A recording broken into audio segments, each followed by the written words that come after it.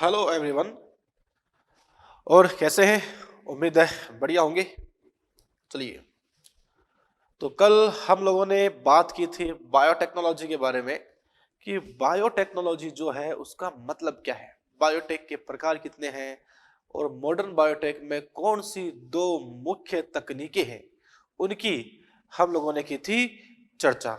चलिए, अब बात को आगे बढ़ाते हैं क्योंकि वो बात ही क्या जो आगे ना बढ़े। ओके, तो बच्चों हम लोग सबसे पहले बात करते हैं उस रिकॉम्बिनेंट डीएनए की। ठीक है, कल के लेक्चर में हमने बार बार कहा रिकॉम्बिनेंट डीएनए, रिकॉम्बिनेंट डीएनए। आखिर क्या है रिकॉम्बिनेंट डीएनए? चलिए आपको बतलाते हैं। तो हम यहाँ पे कह सकते हैं कि रिकॉम्बिनेंट डीएनए क्या है और सबसे पहले उसका निर्माण किसने किया था, आइए देखते हैं। RDNA technology.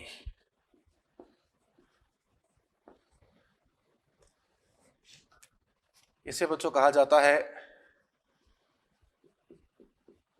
पुनर्योगज तकनीक।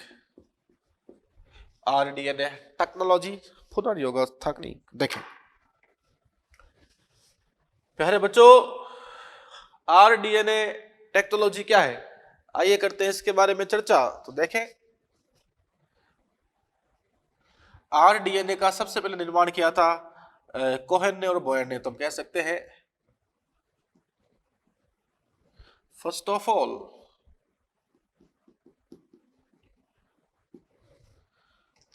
ऑल सबसे पहले अगर आप कंडीशन देखें तो कह सकते हैं कि फर्स्ट ऑफ ऑल आरडीएनए का निर्माण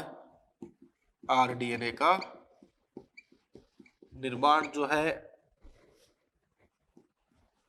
यस्तानले कोहेन एंड हर्बर्ट बोयर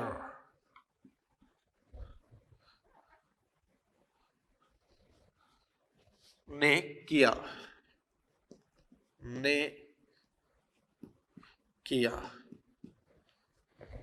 तो प्यारे बच्चों, मेरे कहने का मतलब यहां पर यह है कि स्टानले कोहेन और हर्बर्ट बोयर, ये दो बच्चों यहाँ पर वैज्ञानिक है।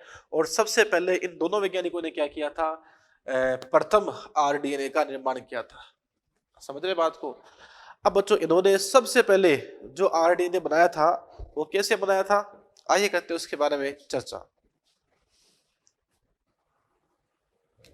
देखिए, क्या यहाँ पे आरडीएनए है, इसकी हम यहाँ पे चर्चा करते हैं। ओके, हाँ बच्चों, तो सबसे पहले अपन यहाँ पे कह सकते हैं कि स्टैनले कोहेन तथा हर्बर्ट बोयर जो है उन्होंने पहला आरडीएनए बनाया था। और बच्चों, ये जो बनने वाला पहला आरडीएनए है वो कैसे बना, आइए बताते हैं आपको। जैसे बच्चों, सबसे पहले उन्होंने क्या किया, बोयर ने कोहेन ने एक जीन लिया। ये देखो बच्चों, यहाँ पर एक जीन है और ये जो आप यहाँ पर जीन ले रहे हो, ये जो आप यहाँ पर जीन ले रहे हो इस प्रकार से, ये बच्चों यहाँ पे है वांछित जीन। ये क्या है, ये है वांछित जीन, डिजायर जीन। ये वांछित जीन है और ये बच्चों ऐसा वांछित जीन है जिसे आप कह सकते हो कि साहब ये एंटीबायोटिक के लिए क्या है, प्रतिरोधी है। तो हम यहाँ पे कह सकते हैं कि बोयर ने और कोहेन ने एक बच्चों विशेष प्रकार का जीन लिया। ये बच्चों है एंटीबायोटिक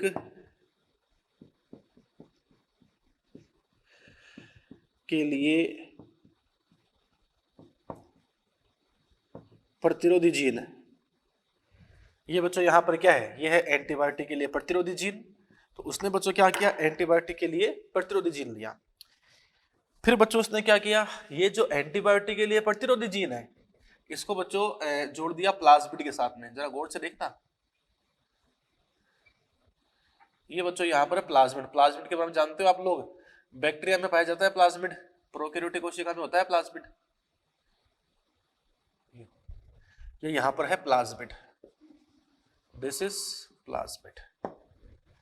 प्लाज्मिड क्या है तो आपको बच्चों पता होना चाहिए, 11वीं में पढ़ा था आपने कि प्रोकैरियोटिक कोशिका जो होती है उसमें दो प्रकार के डीएनए होते हैं।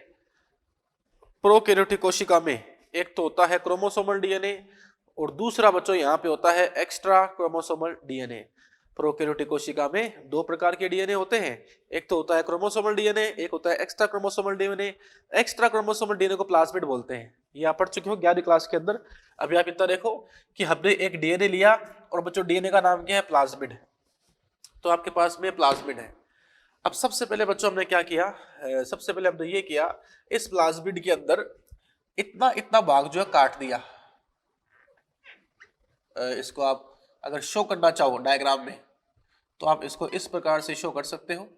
जैसे प्लाज्मिड लिया एंड इस प्लाज्मिड को जो है आपने रेस्ट्रिक्शन एंजाइम का यूज किया। अब रेस्ट्रिक्शन एंजाइम की आगे बात करेंगे अपन। अब इतना देखो कि रेस्ट्रिक्शन एंजाइम जो है वो ऐसा एंजाइम होता है जो डीएनए के ऊपर कट लगाता है, डीएनए को काट लेता है। ठीक है, तो देखो बच्चों मान लो यहां पे कट लग गया सपोज, तो आपके पास में इस प्रकार से बच्चों क्या बन गया, एक डीएनए बन गया, कटा हुआ डीएनए। ये बच्चों आपको क्या मिल गया, प्लाज्मिड मिल गया। आपने आधा भाग इसका काट लिया, आपने इसका काट लिया। समझ रहे बात को। अब इस एंटीबायोटिक के लिए प्रतिरोधी जीन को, अच्छा जानते हो इसका मतलब क्या है। जैसे एंटीबायोटिक क्या होती है, एक ऐसा केमिकल है जो बैक्टीरिया को मार देती है, लेकिन ये ऐसा जीन है जो एंटीबायोटिक के लिए प्रतिरोधी है। अगर ये जीन किसी बैक्टीरिया के पास में है, अगर यह जीन किसी बैक्टीरिया के पास में है, तो बैक्टीरिया में ये जीन होने से, एंटीबायोटिक के लिए प्रतिरोधी जीन होने से, अब उस बैक्टीरिया के ऊपर एंटीबायोटिक का प्रभाव नहीं पड़ेगा। अर्थात इस जीन के पास में एंटीबायोटिक के लिए प्रतिरोध है, ये एंटीबायोटिक से बच सकता है। समझ रहे बात को। तो हमने क्या लिया, एंटीबायोटिक के लिए प्रतिरोधी जीन लिया, और बच्चों इस जीन को हमने डाल दिया कहां पर, इस प्लाज्मिड के अंदर, कुछ इस प्रकार से, कछु ऐसे से।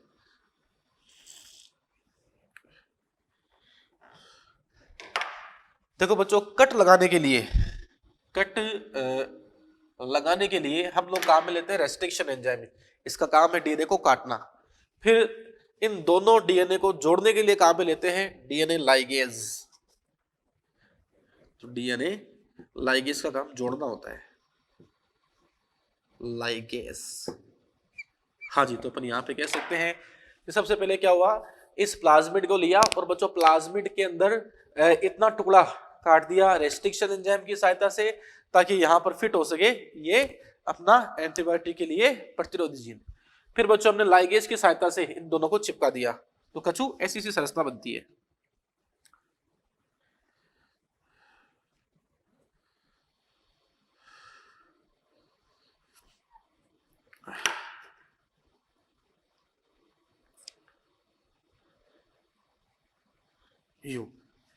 ये देखो बच्चों यहाँ पर क्या आ गई, कंडीशन आ गई। एंड ये जो आप यहाँ पर देख रहे हो, इसे बच्चों कहा जाता है आरडीएनए। इसे बोलते हैं आरडीएनए, इसे बोलते हैं पुनर्योगज डीएनए। तो साहब ये यहाँ पे है आरडीएनए, ये आरडीएनए है, ये कॉम्बिनेंट डीएनए है, बोले तो पुनर्योगज डीएनए। दिस इज पुनर्योगज डीएनए। समझ गए बात को। अब बच्चों क्या होगा, हम लोग इस पुनर्योगज डीएनए जो है इसको हम लोग डाल देते हैं एक कोशिका के अंदर। ये बच्चों यहाँ पर क्या है, कोशिका है। एंड इस कोशिका में बच्चों हमने डाल दिया डीएनए को इस प्रकार से, ऐसे ऐसे डाल दिया। समझ रहे बात को, ऐसे ऐसे ऐसे ऐसे। तो देखो बच्चों हमने क्या किया, ये जो पुनर्योगज डीएनए है इसको डाल दिया किसी कोशिका के अंदर। ये बच्चों कोई सेल हो गई, कोशिका हो गई। ये बच्चों पूरा प्रोसेस है। अब हम क्या करते हैं, इस कोशिका को डाल देते हैं संवर्धन माध्यम के अंदर। इसे डाल दिया संवर्धन माध्यम में, एंड संवर्धन माध्यम में डालने से क्या होता है, जैसे ये संवर्धन माध्यम है। देखो बच्चों यहां पर अब क्या हुआ, एक कोशिका से बन गई बहुत सारी कोशिका। यहां पर एक कोशिका से बन गई बहुत सारी कोशिका। ये यहां पर सीन है।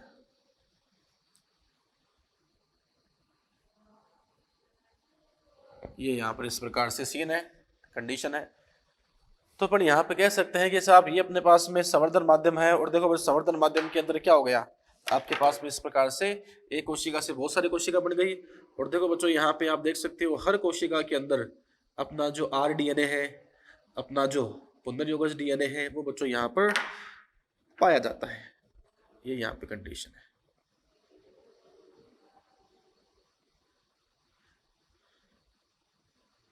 इस प्रकार से, ठीक है। ये आप अंदर क्या देख रहे हो भाई, ये है RDNA, रिकॉम्बिनेंट DNA, और इस पूरी तकनीक का नाम है रिकॉम्बिनेंट DNA टेक्नोलॉजी। तो देखो प्यारे बच्चों, हर्बर्ट बॉयर ने और कोहेन ने क्या किया, बताना चाहूंगा मैं आपको कि बॉयर एंड कोहेन ने क्या किया, देखते हैं बच्चों। उन्होंने क्या किया, एंटीबायोटिक के लिए जो प्रतिरोधी जीन है, इसको प्लाज्मिड में डालकर रिकॉम्बिनेंट DNA का निर्माण किया। अर्थात सबसे पहले बनने वाला रिकॉम्बिनेंट DNA कैसे बना, एंटीबायोटिक के लिए प्रतिरोधी जीन को डाल दिया प्लाज्मिड के अंदर, ठीक है। और इस एंटीबायोटिक के लिए प्रतिरोधी जीन को प्लाज्मिड के साथ जोड़ने के लिए कौन सा एंजाइम काम आता है भाई, तो साहब यहाँ पर जो एंजाइम काम आता है उसका नाम है DNA लाइगेज। फिर क्या हुआ, ये जो RDNA है उसको कहाँ डाल दिया, कोशिका में। फिर वो जो कोशिका है उसके बच्चों कहाँ डाल दिया, संवर्धन माध्यम में। और संवर्धन माध्यम के अंदर एक कोशिका से बहुत सारी कोशिका बन जाती है, और प्यारे बच्चों हर कोशिका के अंदर क्या होगा, RDNA पाया जाता है। ये यहाँ पे कंडीशन है। अब कुछ एक बच्चों यहाँ पे भाषाएं होती है जो आपको सीखनी पड़ेगी। जैसे आपने ये जीन डाला है इस प्लाज्मिड में, मतलब ये आपके लिए उत्तम जीन है, उत्तम है तभी तो डाल रहे हो उसको, समझ रहे बात को। तो ये यहाँ पे उत्तम जीन है, इसे बच्चों कहा जाता है वांछित जीन। तो साहब ये यहाँ पे आप कह सकते हो वांछित जीन है, दिस इज वांछित जीन। ये बच्चों यहाँ पर वांछित जीन है जो आपके सामने है। तो वांछित जीन क्या होता है, ऐसा जीन, चलो ये बताऊंगा मैं आपको, पहले आप ये सीखो वेक्टर क्या होता है, वाह क्या होता है। ये बच्चों वांछित जीन है। वांछित जीन क्या है, ऐसा जीन जिसमें उत्तम लक्षण हो, तो ज्यादा दक्ष हो, ज्यादा मजबूत हो, ज्यादा स्ट्रोंग हो, बढ़िया जीन जो होता है उसको हम लोग क्या बोलते हैं, वांछित जीन बोलते हैं ना। अब सुनना आगे, वांछित जीन को आप जिसमें भी जोड़ते हो, जैसे आपने यहाँ कहा किसको जोड़ा है, आपने यहाँ पे प्लाज्मिड के अंदर जोड़ा है, तो जिसके अंदर वांछित जीन को डालते हैं ना उसे कहा जाता है वेक्टर, वाहक या संवाहक, एक ही बात है, संवाहक वेक्टर।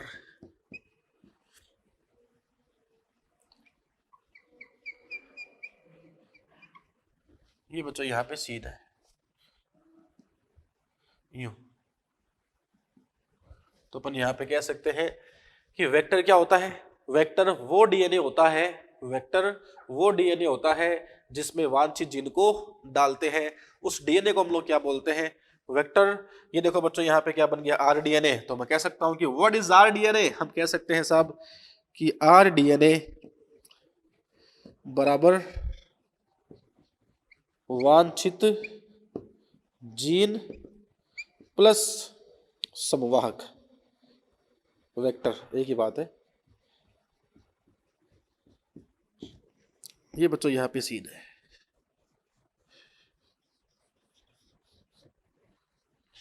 ये कंडीशन है। तो बच्चों RDNA क्या है, RDNA क्या है, तुम कह सकते हैं कि साहब RDNA जो है वो RDNA क्या है, जब हम लोग उस वाहक के साथ में, उस वेक्टर के साथ में, उस वाहक के साथ में, संवाहक के साथ में वांछित जीन को जोड़ देते हैं, तो अब बनने वाली संरचना जो है उसे हम लोग क्या बोलते हैं, RDNA बोलते हैं। और याद रखना वाहक कौन सा होता है, वांछित जीन, जो बढ़िया जीन है, एंटीबायोटिक के लिए प्रतिरोधी है, उस वांछित जीन को आप जिस डीएनए पे जोड़ रहे हो वो जो पूरा डीएनए होता है उसको हम लोग क्या बोलते हैं, उसको हम लोग बोलते हैं वाहक, वेक्टर। तो हम कह सकते हैं कि साहब ये वेक्टर रहा, ये वांछित जीन रहा, बताइयो क्या बन गया, आरडीएनए बन गया। अब ये जो आरडीएनए है बताओ आपने इसको किस में डाल दिया, तो साहब आरडीएनए जो है, पुनर्योगज डीएनए जो है, आपने इसको डाल दिया परपोषी कोशिका के अंदर। याद रखना आरडीएनए को जिस कोशिका में डाला जाता है उस कोशिका को बच्चों हम लोग बोलते हैं होस्ट सेल। ये है होस्ट सेल, बोले तो परपोषी कोशिका।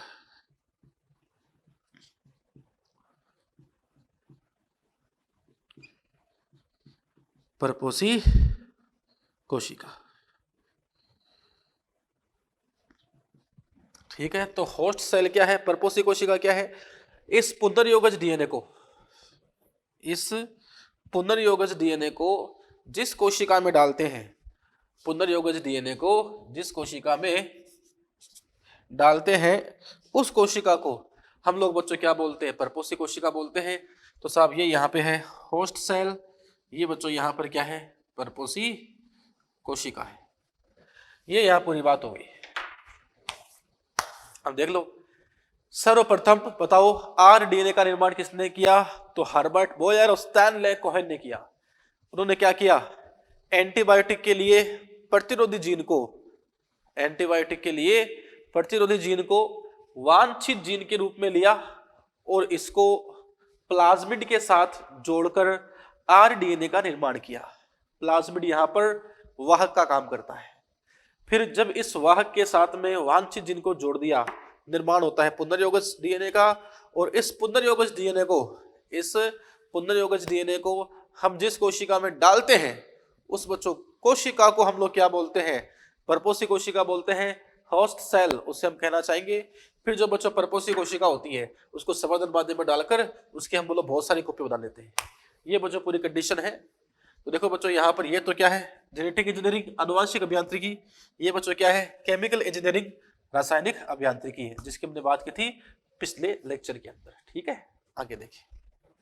अब आप मुझे बताओ बोयर ने और कोहेन ने कौन सी परपोषी कोशिका काम में ली। तो बच्चों याद रखना, ये जो परपोषी कोशिका आप देख रहे हो ये है इकोलाई, अर्थात उन्होंने परपोषी कोशिका के रूप में जो इकोलाई है उसका उपयोग किया था। इकोलाई यहाँ पर क्या है, इकोलाई यहाँ पर परपोषी कोशिका है। उन्होंने वेक्टर के रूप में किसका उपयोग किया था, प्लाज्मिड का उपयोग किया था। क्या प्लाज्मिड को बिना काटे वांछित जीन को वहां पे ठोक सकते हो क्या, नहीं ना मुन्ना ना, ऐसा नहीं है। पहले आपको उस प्लाज्मिड को थोड़ा सा काटना पड़ेगा ताकि उतना स्पेस तो बन जाए जितना आप उसके अंदर क्या डाल दो, वांछित जीन को डाल दो, अर्थात रेस्ट्रिक्शन एंजाइम। आगे पढ़ाऊंगा मैं आपको। रेस्ट्रिक्शन एंजाइम की सहायता से हम लोग क्या करते हैं, सबसे पहले रेस्ट्रिक्शन एंजाइम की सहायता से हम सबसे पहले उस वाहक को थोड़ा सा कट करते हैं और वाहक को कट करने के पश्चात हम लोग उसमें अपना वांछित जीन डाल देते हैं। ये यहाँ पे सीन है। चलिए जो भी है आगे बात करते हैं। ये बच्चों यहाँ पे हो गया पहला आरडीएनए का निर्माण। यहाँ पे आपको बहुत सारी बातें सामने आई है। वाहक क्या होता है, तो वाहक क्या है, जिसमें वांछित जीन को डालते हैं उसको वाहक बोलते हैं। अब आपके दिमाग में सवाल आ सकता है कि सर इस वांछित जीन को वाहक में जोड़कर फिर क्यों डाला, हम इस वांछित जीन को सीधे तो यहाँ डाल सकते थे, तो इसमें जोड़ने के बाद इसमें क्यों डाला। बच्चों उसके पीछे रीजन होता है, इस वाहक में ऐसी क्षमता होती है कि भविष्य के अंदर जब भी इस एक कोशिका से 50 कोशिका बनती है तो हर 50 कोशिका में ये ऐसे कैसे पहुंच जाएगा। अगर आप बिना वाहक के वांछित जीन को परपोषी कोशिका में डाल देते हो, होस्ट सेल में डाल देते हो, तो कोई दिक्कत नहीं है, डल तो जाएगा। पर अब आगे वाली संतति के अंदर ये आरडीएनए आपको दिखेगा ही नहीं, क्योंकि अगली संतति में ले जाने के लिए वाहक बहुत जरूरी होता है।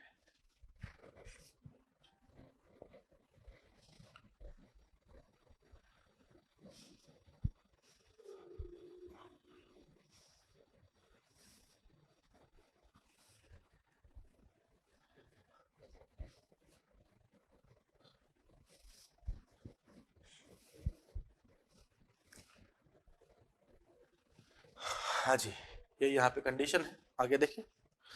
अब इसके बाद में अपन बात करते हैं कि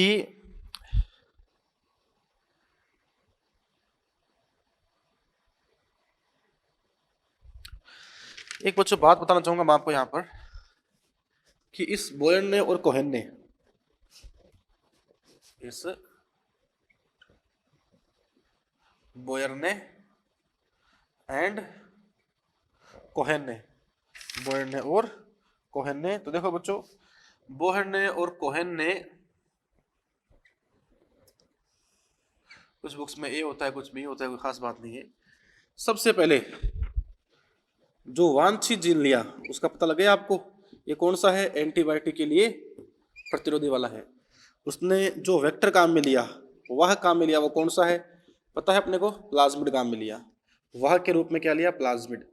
लेकिन हम थोड़ी सी एक बात ये कर सकते हैं कि साहब इसने ये प्लाज्मिड कहाँ से लेके आया, बोयर ने और कोहेन ने, हम लोग ये मान लेते हैं कि साहब एक ऐसा जीन लेके आए जो एंटीबायोटिक के लिए क्या था, प्रतिरोधी था। और एंटीबायोटिक के लिए ये जो बच्चों प्रतिरोधी जीन है इसको डाल दिया एक वेक्टर में, वेक्टर के रूप में क्या था, प्लाज्मिड था।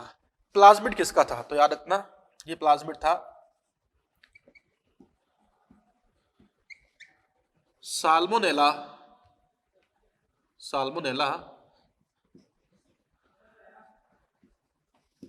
टाइफिमोरियम,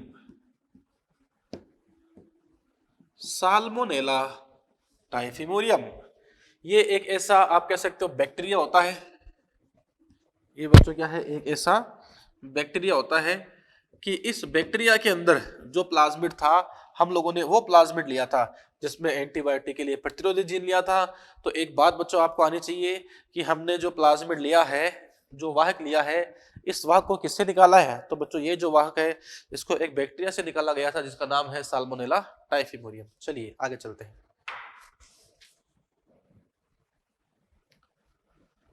देखिए एक लाइन अपनी रह गई थी तो हमने बता दिया आपको। अब बच्चों बात करते हैं टूल्स। आनुवांशिक अभियांत्रिकी जो है उसमें कौन से टूल्स काम आते हैं, साधन काम में आते हैं, देखते हैं। तो बात करते हैं tools of genetic engineering, tools of genetic engineering, आनुवांशिक अभियांत्रिकी के साधन।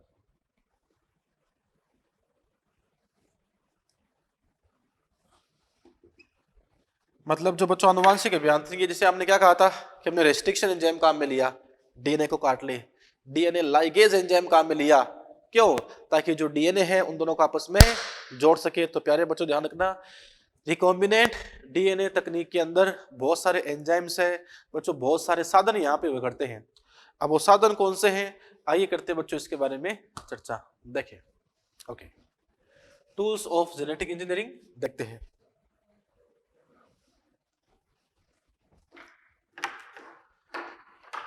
सबसे पहले जो सबसे महत्वपूर्ण टूल है उसकी बात करते हैं। Number 1,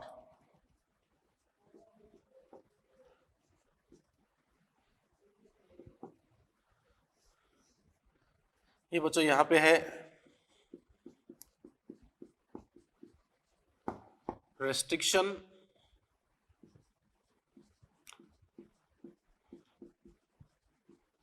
endonuclease enzyme, restriction endonuclease enzyme.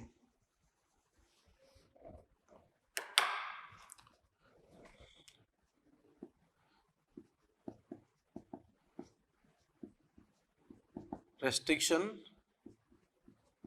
Endo nuclease enzyme. ये प्यारे बच्चों सबसे महत्वपूर्ण एंजाइम है जो आप यहां पर देखने जा रहे हो। आज का दिन आपके लिए किसी त्योहार से कम नहीं है, क्योंकि आज आप रेस्ट्रिक्शन एंजाइम पढ़ने वाले हो। देखना, जैसे इसको बच्चों शॉर्ट में कहा जाता है आरी, रेस्ट्रिक्शन एंजाइम बोले तो आरी। देखिए प्यारे बच्चों याद रखना, रेस्ट्रिक्शन एंजाइम जो है, अगर आप कंडीशन देखो तो रेस्ट्रिक्शन एंजाइम का बच्चों काम है डीएनए को काटना। इसका बच्चों काम क्या है, डीएनए को काटना। सुनना बड़े ध्यान से, ये बात है 1963 की। तो 1963 में क्या हुआ, टू टाइप्स ऑफ एंजाइम्स,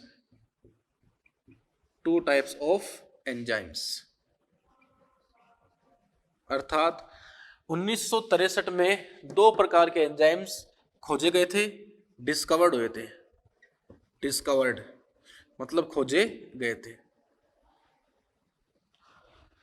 तो प्यारे बच्चों 1963 में दो प्रकार के एंजाइम डिस्कवर किए गए थे, खोजे गए थे।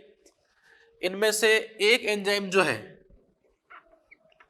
इनमें से एक एंजाइम जो है, ये एक एंजाइम क्या करता है, यह एंजाइम बच्चों क्या करता है, एन एंजाइम डीएनए के ऊपर CH3 मतलब मिथाइल, जो CH3 का मतलब क्या है, मिथाइल। CH3 समूह को ऐड करता है। पहला जो बच्चों यहां पर एंजाइम है, इस एंजाइम का काम है कि डीएनए जो है उसके ऊपर CH3 समूह को जोड़ना। इसे बच्चों कहा जाता है मिथाइलेशन। अर्थात ये जो है वो मिथाइलेशन करता है, बोले तो डीएनए के ऊपर मिथाइल समूह को जोड़ता है। और जो दूसरा बच्चों एंजाइम है, जो सेकंड एंजाइम है, ये सेकंड एंजाइम बच्चों क्या करता है, यह सेकंड एंजाइम जो है यह बाहर से आने वाले डीएनए को, यह बाहरी डीएनए को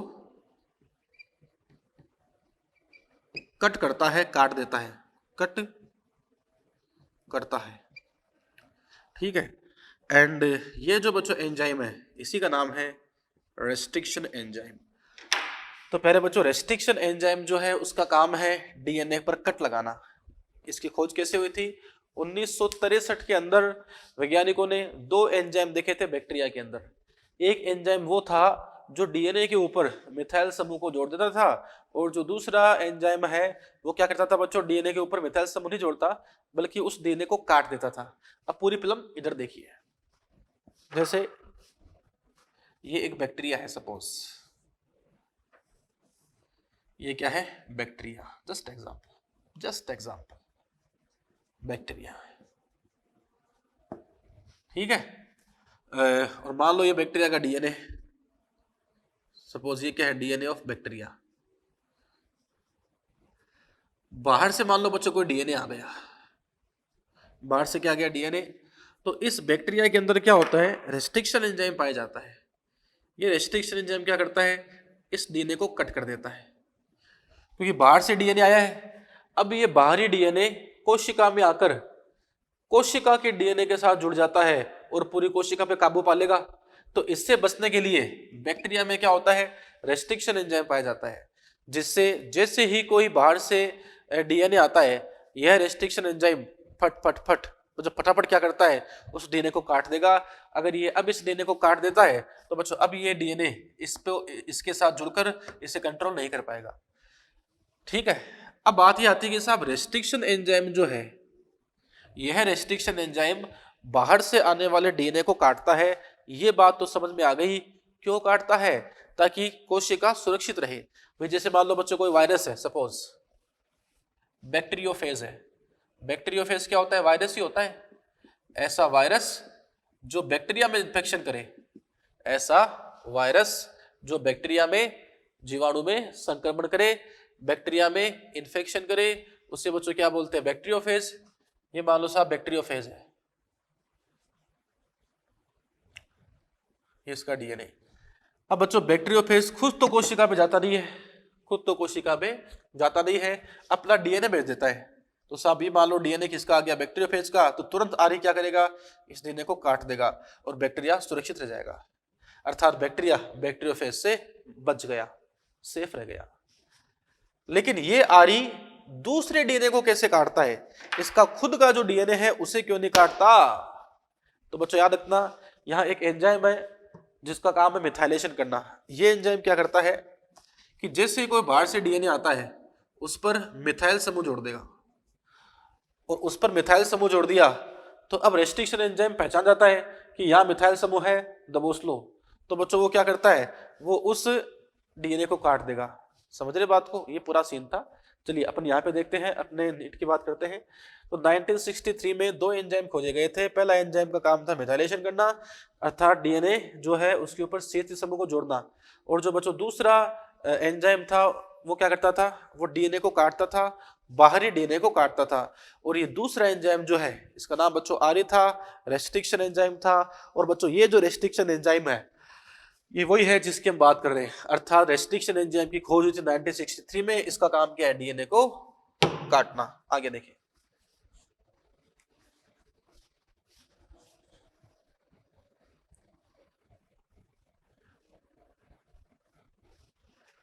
अब जो रेस्ट्रिक्शन एंजाइम भी दो प्रकार के हुआ करते हैं। There are two types of restriction enzymes. तो हम कह सकते हैं कि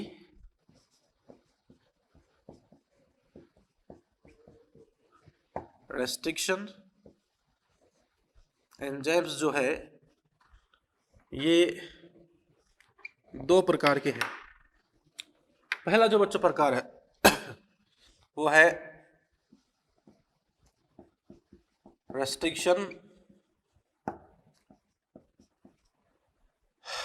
एक्सो न्यूक्लियस एंजाइम। दूसरा बच्चों यहां पे आता है very important, restriction endonuclease enzyme. Endonuclease enzyme. तो प्यारे बच्चों, रेस्ट्रिक्शन एंजाइम दो प्रकार का होता है। एक तो होता है रेस्ट्रिक्शन एक्सोन्यूक्लियस एंजाइम, और एक बच्चों यहां पे होगा restriction endonuclease enzyme. Restriction exonuclease और रेस्ट्रिक्शन एंडोन्यूक्लियस, बच्चों कोई सा भी रेस्ट्रिक्शन हो है तो रेस्ट्रिक्शन ही, अर्थात काम क्या है, डीएनए को काटना है। अब आगे सुनो बच्चों, आपने क्या किया है मेरे ख्याल से, इस रेस्ट्रिक्शन एंजाइम को जरा गौर से देखो। मैंने क्या लिखा है, रेस्ट्रिक्शन, रेस्ट्रिक्ट प्रतिबंधित, रेस्ट्रिक्ट करना। जैसे अब आपको रेस्ट्रिक्ट कर दिया कि आप घर से बाहर कदम नहीं रखोगे। तो बच्चों रेस्ट्रिक्शन नाम का मतलब होता है, अंग्रेजी वाले बच्चे समझ जाते हैं तो इंग्लिश है, हिंदी वाले थोड़ी सी दिक्कत होती है। रेस्ट्रिक्शन का बच्चों मतलब होता है प्रतिबंधित, शर्तें, कि साहब ये रेस्ट्रिक्टेड है, इसकी शर्त है, ये उसी शर्त पे काम करेगा। और शर्त क्या है कि साहब रेस्ट्रिक्शन एंजाइम है तो शर्त ये है, प्रतिबद्ध है, ये प्रतिबंधित है। ये क्यों है, क्योंकि साहब ये डीएनए को काटता जरूर है, पर क्योंकि ये डीएनए को हर कहीं से नहीं काटता, विशेष स्थान पर से काटता है। अर्थात कहने का मतलब बच्चों क्या है, ये रेस्ट्रिक्शन एंजाइम जो है ये डीएनए को विशेष स्थान से काटता है। लिख देता हूं मैं, यह जो है वो क्या करता है, यह डीएनए पर विशिष्ट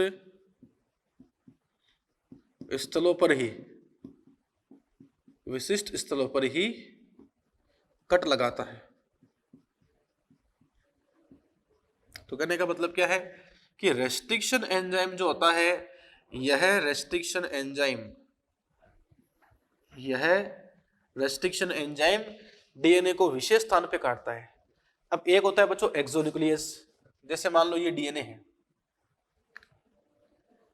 दिस इज डीएनए, ये भी डीएनए रहा। तो अगर ये कट डीएनए को किनारों से काटता है, इस किनारे से काट दिया या इस किनारे से काट दिया, इसको बोलते हैं एक्सोन्यूक्लियस। और जो डीएनए को बीच में से काटता है, मतलब यहां से, बस किनारों से नहीं काटे, बीच में कहीं भी काट दे, जैसे यहां से काट दिया, यहां से काट दिया, इसको बच्चों बोलते हैं रेस्ट्रिक्शन एंडोन्यूक्लियस। तो हम कह सकते हैं कि रेस्ट्रिक्शन एक्सोन्यूक्लियस तो कौन सा होगा, यह डीएनए को किनारे से काटता है, किनारे से काटता है। और जो बच्चों एंडोन्यूक्लियस है इसकी बात करें तो यह जो है वो डीएनए को किनारों से नहीं काटता, किनारों से, ये किनारों पर न काटकर मध्य विशिष्ट भाग में काटता है, विशिष्ट भाग में काटता है। बच्चों इस बात का मतलब क्या है कि साहब रेस्ट्रिक्शन एक्सोन्यूक्लियस तो फिक्स है, डीएनए को काटेगा, किनारे से काटेगा, लेकिन जो रेस्ट्रिक्शन एंडोन्यूक्लियस एंजाइम होता है, यह रेस्ट्रिक्शन एंडोन्यूक्लियस एंजाइम डीएनए को किनारों से तो नहीं काटता, किनारों के अलावा बीच में से काटता है। बीच में से कहां पर? विशिष्ट स्थान पर। जैसे मान लो बच्चों रेस्ट्रिक्शन एंजाइम बहुत सारे प्रकार, सैकड़ों प्रकार के रेस्ट्रिक्शन एंजाइम होते हैं। कोई सा रेस्ट्रिक्शन एंजाइम यहां कट करेगा, कोई सा यहां, कोई सा यहां, कोई सा यहां, कोई सा यहां, काटता बीच में है लेकिन विशेष स्थान पे काटता है। अर्थात विशेष रेस्ट्रिक्शन एंडोन्यूक्लियस एंजाइम डीएनए को मध्य भाग से विशेष जगह पर काटता है। ये बच्चों यहाँ पर तुम कह सकते हैं कि रेस्ट्रिक्शन एंजाइम जो है वो बच्चों दो प्रकार का है, रेस्ट्रिक्शन एक्सोन्यूक्लियस भी है और रेस्ट्रिक्शन एंडोन्यूक्लियस भी है। बायोटेक्नोलॉजी के अंदर, आनुवांशिक अभियांत्रिकी के अंदर सबसे अधिक काम कौन सा आएगा? रेस्ट्रिक्शन एंडोन्यूक्लियस काम आ गया। तुम कह सकते हैं कि जेनेटिक इंजीनियरिंग या फिर आप कह सकते हो आरडीएनए तकनीक में सबसे ज्यादा यूज, उपयोग इसी का होता है। ठीक है, ये बच्चों बात अपन ने यहां पर की कि साहब किस तरीके से रेस्ट्रिक्शन एंजाइम होता है, इसके कितने प्रकार है। ठीक है, तो बच्चों आज के इस लेक्चर में हमने बात की है कि रेस्ट्रिक्शन एंजाइम क्या है। मतलब हम लोग पढ़ रहे हैं कि आनुवांशिक अभियांत्रिकी जो है, जेनेटिक इंजीनियरिंग जो है, इस जेनेटिक इंजीनियरिंग के अंदर कौन से एंजाइम, कौन से बच्चों यहाँ पर साधन है वो काम आते हैं, तो उनकी हमने यहाँ पर बात की। तो सबसे पहला यहाँ पे जो टूल है, सबसे पहला यहाँ पर जो साधन है वो है रेस्ट्रिक्शन एंजाइम। अब रेस्ट्रिक्शन एंजाइम क्या है इसकी हम बात करेंगे नेक्स्ट टर्न पे। Thank you.